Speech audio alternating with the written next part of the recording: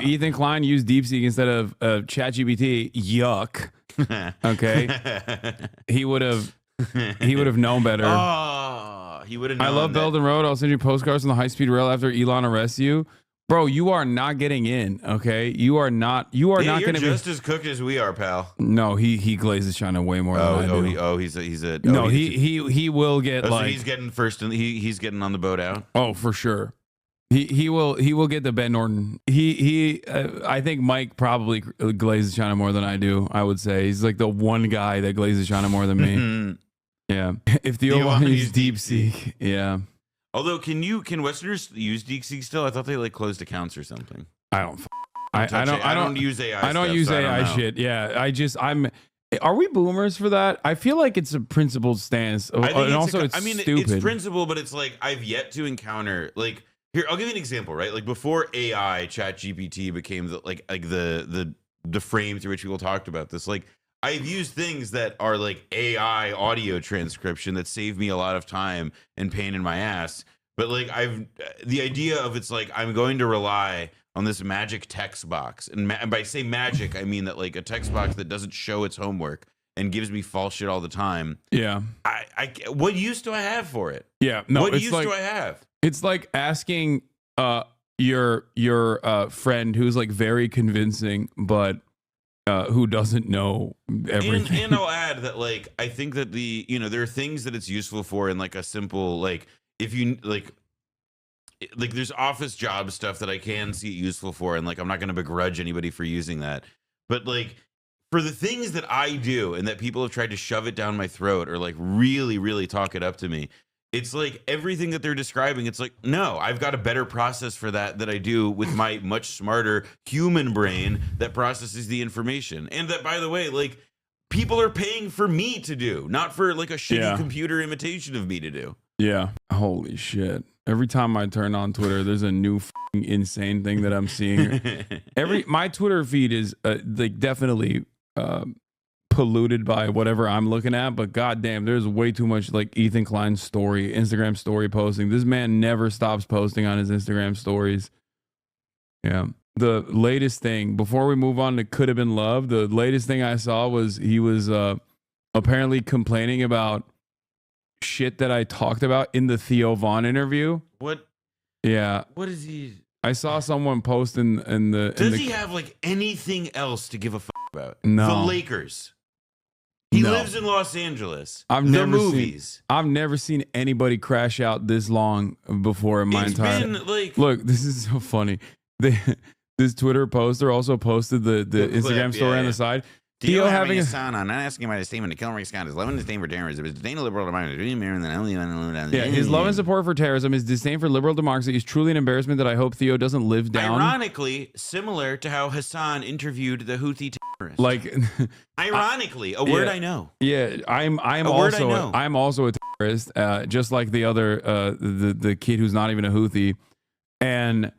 It's really funny because I did address all of those things. I like that's so fucking hilarious about this shit. That's what's so fucking hilarious about it is because he just doesn't know anything. How does he mess up like basic shit?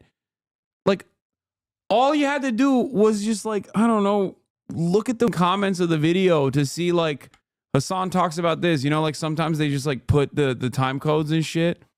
You know what I mean? I mean, here's what I'm thinking now. I think that whenever you do new content that's not your streams, but like when you go to Theo, when you do like Theo Vaughn or something, what you've got to do is you've got to time code and like, send a transcript to Ethan so that he doesn't make these mistakes. I think you should help him out. Because if he's going to use you for making all of his content now, the least he could do is be bothered to actually look at the shit.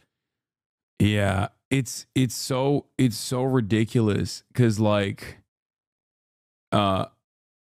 it's extra ridiculous because the hilarious part about this is like how if you care about anti-Semitism, and I mean Ethan is Jewish living in the United States of America, okay, he does care about anti-Semitism because of self-preservation, right?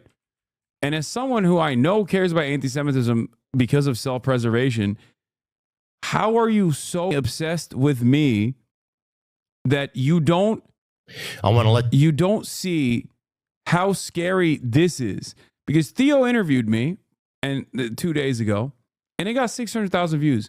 Before Theo interviewing me, he apparently interviewed Candace Owens. That interview got 1.8 million views. Okay.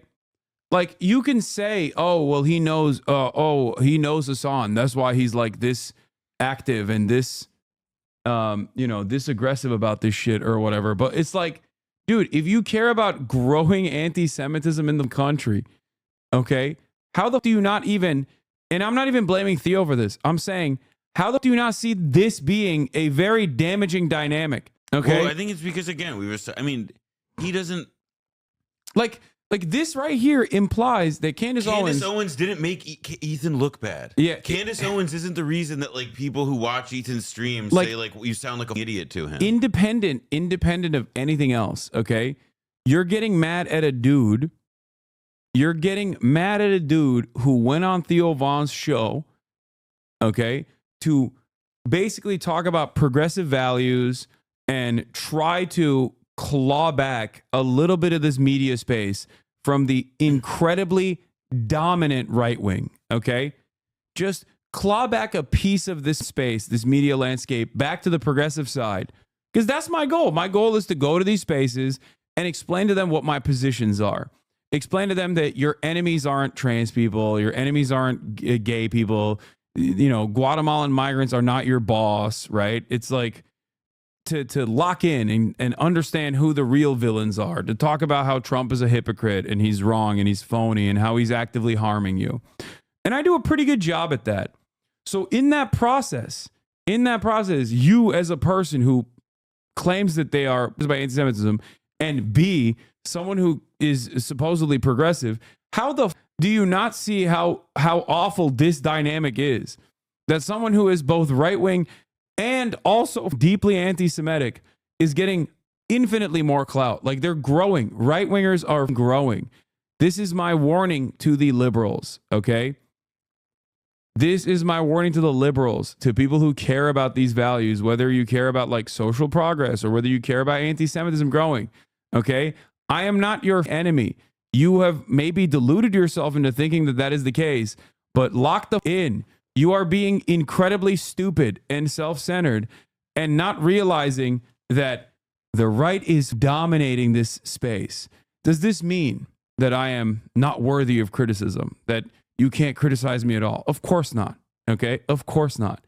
But please focus on actual issues that you might have and not ones that you have imagined in your mind that you are trying to actively justify by consistently smearing me, okay?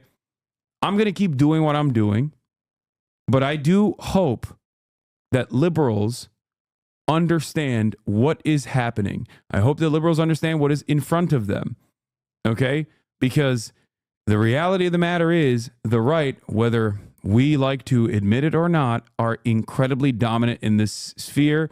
And if you're actively trying to go after someone who you ostensibly agree with, in terms of ideology, in terms of worldview, then you probably shouldn't be spending your entire day, every single day, going after someone like myself and trying to disparage my name to what remains of your progressive base of support. Okay? Or maybe you just don't give a shit. I don't know. That's probably the that's what I think. That's what I've been saying is that I think, here's what I think. I'll repeat myself. And I've said this before here, that again, he doesn't care about anti-Semitism. That's not what the issue is here. The issue is that he knows you and that he holds you to blame for the fact that he gets yelled at every day for insisting on beating the drum of like, whatever the talking point is that he's seized on today about how either you're bad, you're anti-Semitic, and that like this is reflective of like a crisis facing the Jews. Like it's you only get to that part about like Jewish safety or whatever at like that last moment once he's already like lathered himself up, getting worked up about how like you have like you've brain virused so many people. Like he's not. That's what he cares about. That is what he cares about. The thing I care about is not like him actively smearing me every day, but the thing I do care about is like his audience of previously progressive individuals is not recognizing that they've actively aligned themselves with the likes of Keemstar, a number of different Trump supporters, Elon Musk, apparently Sneeko. Like, that Sneeko video is like a 1-to-1 with the content nuke, or at least certain parts of the content nuke, or at least the battle drums that he's been banging. Asmongold, Quarter Pounder, Grums, like people that you normally would go, what the fuck? What is happening here? It's crazy. And it sucks that like a community of previously progressive individuals are basically just now, you know, duped by Ethan's new perspective and are now actively, you know, aligning with the likes of Tim Pool and shit to come after other progressive content creators. Right? $800 billion of Medicare and Medicaid that they want to cut. Mike Johnson goes on stage, says, goes on Caitlin Collins on CNN and says, oh, there's a lot of fraud happening. There's not fraud happening in Medicare and Medicaid on the point of the recipient. Right. It's happening on the point of the providers. Right. And that's why I got banned recently on Twitch yesterday. Because I saw you got banned, and I saw you just got back. Yeah, Libs of TikTok was like posting about how I said something, and they misconstrued it as though it was a call to action to assassinate a sitting U.S. senator. Because I said to Mike Johnson, because I was listening to him back and forth, I said, like, if Mike Johnson actually cared about Medicare fraud, he would tackle Medicare fraud happening at the point of the providers. But it's obvious that he doesn't care about Medicare fraud, because if he did care about Medicare fraud, he would break Scott, who is responsible for the historic $1.7 billion worth of Medicare fraud. And is he still working the Bro, he's the head of he the was Senate a corporate executive at HCA at the time in the 90s. The NRSC. That's what I was looking for. That's what I couldn't figure out. Like, I forgot that what his like position was beyond being a senator. The DOJ came after him, and he basically quit his job. He got a $10 million compensation package after doing $1.7 billion in of the private Medicare sector, fraud. and then came and worked in the private sector. He got $300 million in stock options. Didn't see a moment of jail time for that. Okay. And then he became Florida governor, and now he's a Florida senator, and he's a prominent figure in the Republican Party. I think he was like their head of their fundraising or some shit. I forget what his position in the Trump campaign in the Republican Party is beyond the fact that he's a senator. That guy should be in jail. Like, that's what I think.